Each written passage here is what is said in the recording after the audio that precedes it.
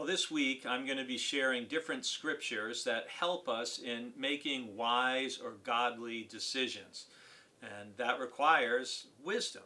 And I want to begin today with the letter of James. And in James, if you look at chapter 1 immediately in verses 2 through 8, James begins by writing about faith and wisdom.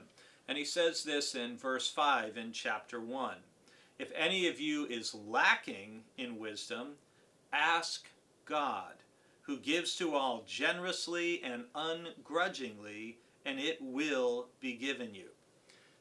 But he goes on to say, but ask in faith, never doubting.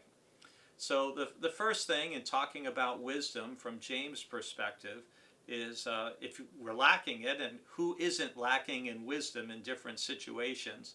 I'm guessing you and I have faced many situations where we literally didn't know what to do, or what is the wisest choice, or what is the best way to respond to this situation, or to this other person, or to this need, or this challenge that I'm facing. And so taking the time to literally ask God, God, I need wisdom. I need your help. I need your insight into how I should respond, what I should say, what I should do. And then giving God time to answer. Sometimes, I'm not saying you, but maybe someone else watching this video can think of God as like a microwave oven that, okay, here's my problem, here's my situation, and then we put in 60 seconds and we want an answer. The spiritual life and real life doesn't work quite the same as a microwave. It usually takes a little bit of time.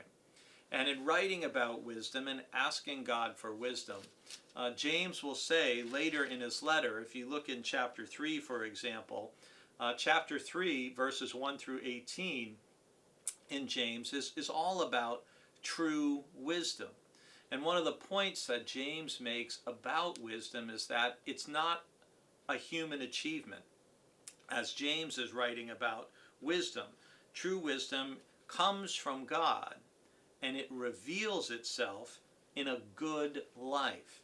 So we would never say, or at least I would never say, I won't speak for you, if someone isn't living a good life, and a good life in biblical terms, a life marked by love and joy and peace and compassion and generosity and a commitment to justice and all those sorts of things that we hear over and over and over about through the Bible, we can't say they're living a good life.